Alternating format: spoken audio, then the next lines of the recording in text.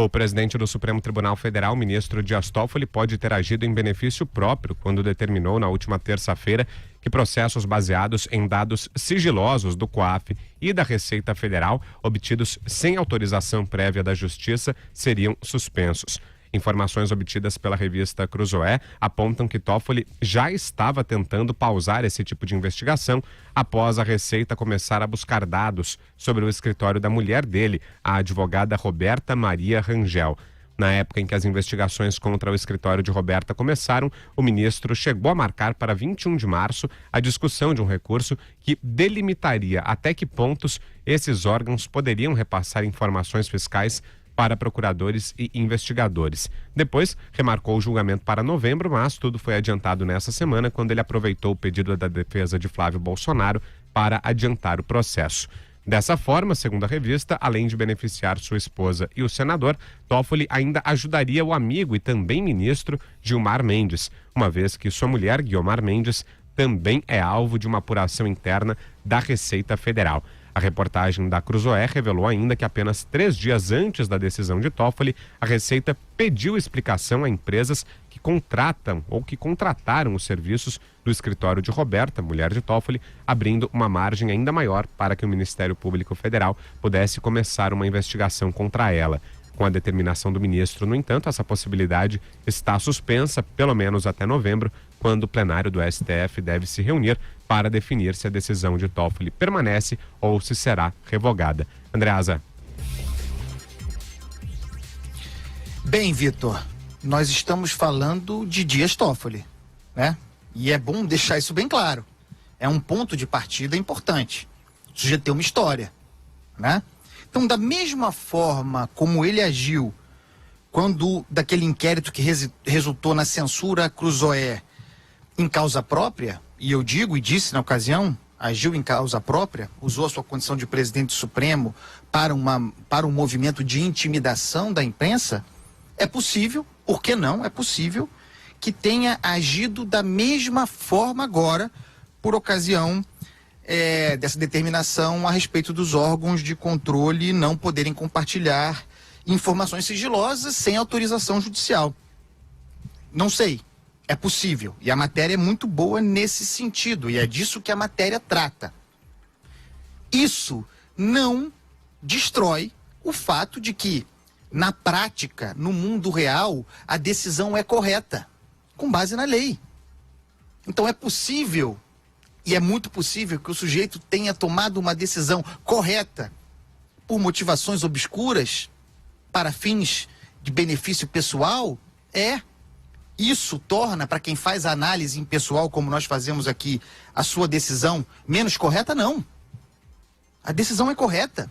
E no final das contas, ela protege, na prática, objetivamente, o indivíduo contra a sanha do Estado investigador, o Estado punitivista que nós temos aqui. Eu lembro que os órgãos de controle, como o COAF, têm sido usados muitas vezes como escudos para investigações que ocorrem abaixo do radar. E isso não é aceitável. Órgãos de controle são braços do Estado, sem dúvida nenhuma. Quando instrumentalizados pelo Ministério Público, e isso tudo indica tem acontecido, significa uma burla num processo investigativo, que, como está escrito na lei, investigação depende de aval judicial, de controle jurisdicional. Então tem uma pergunta muito simples, na qual eu insisto, independentemente do Dias Toffoli e de seus interesses, pelos quais ninguém bota a mão no fogo. Quem bota a mão no fogo pelo Dias Toffoli? Nós batemos aqui duramente. Batemos duramente no Supremo Tribunal Federal, na insegurança jurídica que emana do Supremo Tribunal Federal, matriz da insegurança jurídica no Brasil, aquele que deveria ser o guardião da Constituição, cujos juízes, cujos membros, cujos ministros operam, mudam jurisprudência, se ajeitam em função de bandeiras ideológicas e de interesses privados mesmo. Isso é uma tragédia. Mas, eventualmente, as decisões deles estão corretas, ainda que com intenções terríveis. Então eu faço uma pergunta, que é a pergunta fundamental nessa questão. sobre o Ministério Público. Qual é o problema, minha gente, do Ministério Público ao receber os informes do COAF, por exemplo, e diante de algo suspeito, a partir dos dados globais, pedir a um juiz a quebra do sigilo, a partir do que poderá ter acesso aos dados detalhados? Isso é uma obviedade. E isso é resguardar os direitos individuais. Porque pouco importa o Flávio Bolsonaro, você gosta ou não gosta dele. Já falei aqui, Temer gosta ou não gosta, Lula gosta ou não gosta. Mas e a gente? E o indivíduo? Aquele que não está no jogo político também está submetido a esse tipo de coisa. A investigação que ocorre abaixo do radar, sem aval judicial. Essa pergunta que eu fiz aqui é muito óbvia, eu vou repetir, faço questão de repetir.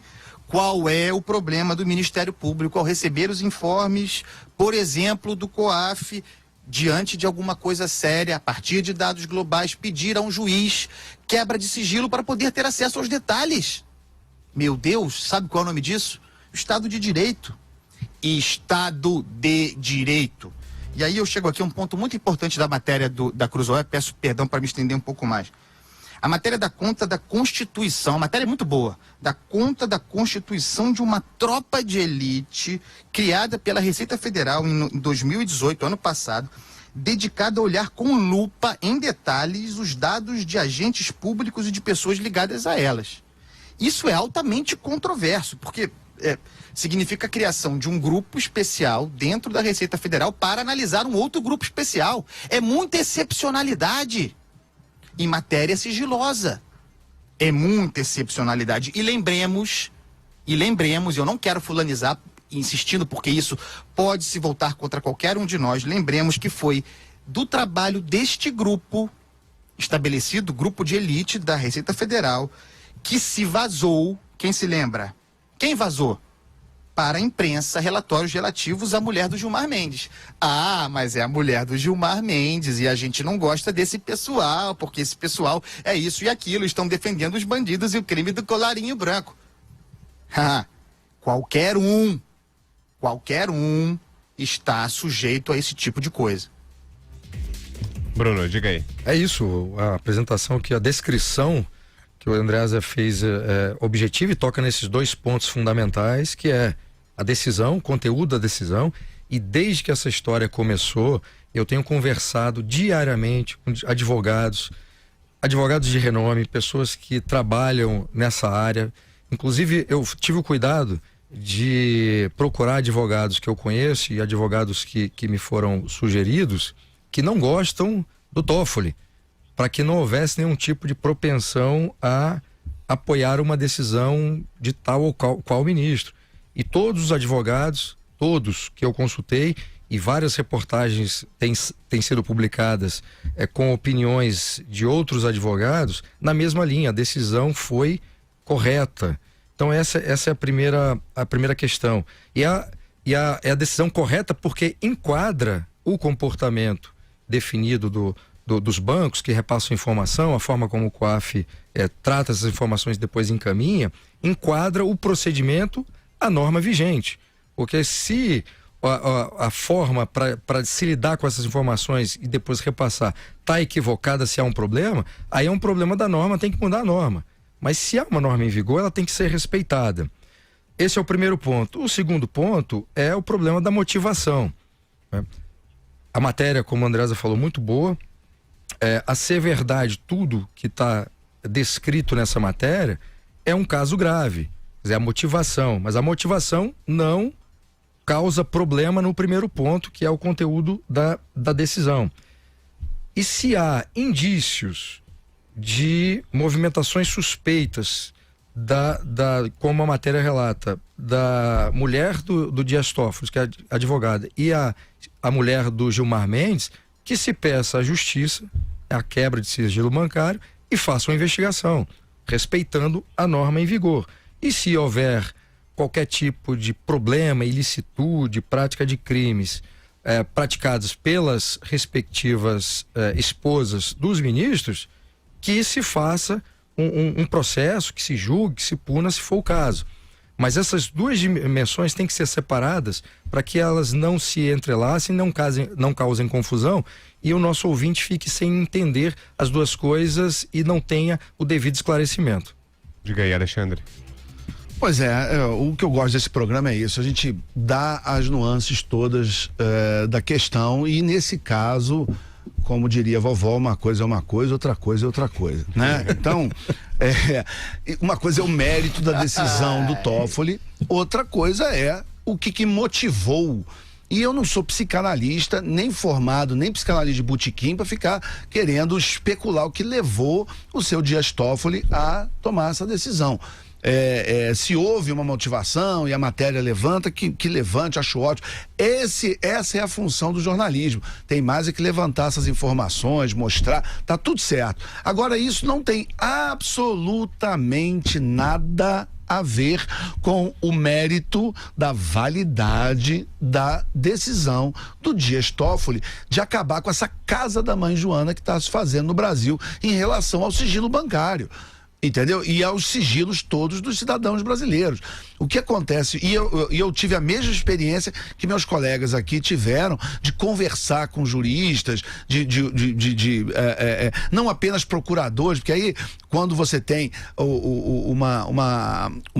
claro que se você conversar com o procurador, com o pessoal do MP, eles estão no papel deles de ficar, eu quero mais é que acabe com o sigilo, eu quero mais é entrar na conta corrente de todo mundo, quero botar uma câmera na casa de todo mundo, um microfone no escritório de cada pessoa, ok, cada um tá no seu papel de defender o seu lado. Agora a gente aqui tem que defender o quê? Lei e Constituição e os princípios que norteiam o Estado Democrático de Direito e um mínimo de garantia de direitos individuais pro cidadão. Então, o que às vezes parece é que parte desses órgãos públicos e até um pouco do MP, eles estão com um pouco relapsos, desculpe a palavra, mas é essa que tem que usar, na investigação. Eles querem quebrar sigilo primeiro, querem quebrar os direitos das pessoas primeiro e depois que isso produza provas para se condenar alguém. E essa é uma total inversão de valores. Primeiro investiga, primeiro acha indícios de que alguém cometeu um crime. Aí você vai na justiça e solicita a quebra dos direitos individuais daquela pessoa, aí sim, como investigado. Agora, sair, por exemplo, nesse caso específico, não estamos fulanizando, mas nesse caso específico do Flávio Bolsonaro, levantar o sigilo bancário, e até houve decisão judicial nesse sentido, mas levantar sigilo bancário de 100 pessoas durante 10 anos, isso é uma brincadeira, isso é o fim do sigilo bancário no Brasil. Entendeu? E ou a gente discute isso, eu acho que o 3 em 1 é o fórum perfeito para isso. Aqui a gente não tem medo de falar coisas que não necessariamente jogam para arquibancada, mas ou a gente. E existe uma tensão natural entre a vontade que a gente tem de pegar corrupto, que é totalmente legítima, e todo mundo aqui quer pegar corrupto, e a garantia do direito individual que tem que ser arbitrada. Essa tensão vai sempre existir nas democracias, e é bom que haja. Nas ditaduras não, na ditadura ninguém tem direito a nada e o Estado faz o que quer e você que se dane. Quer concluir, Bruno? Diga aí. Enfatizar esse ponto citado pelo André, citado pelo Alexandre, eu citei na minha parte aqui, que se há indícios de cometimento de crimes por parte do Flávio Bolsonaro, da esposa do Toffoli, da esposa do Gilmar Mendes, como essa matéria muito boa que foi publicada pela Cruzoé, que os órgãos competentes façam a investigação e peçam a quebra do sigilo bancário. Não há problema com relação a isso. Agora, uma investigação que tem um vício de origem, ela vai depois resultar num problema sério, não só para aquela pessoa que foi investigada a partir de dados coletados aí dados usados de forma contrária à norma, mas vai afetar toda a sociedade. Ou se respeita a norma em vigor, ou então cada um vai escolher o que respeitar, e isso é especialmente grave quando se trata de agentes do Estado.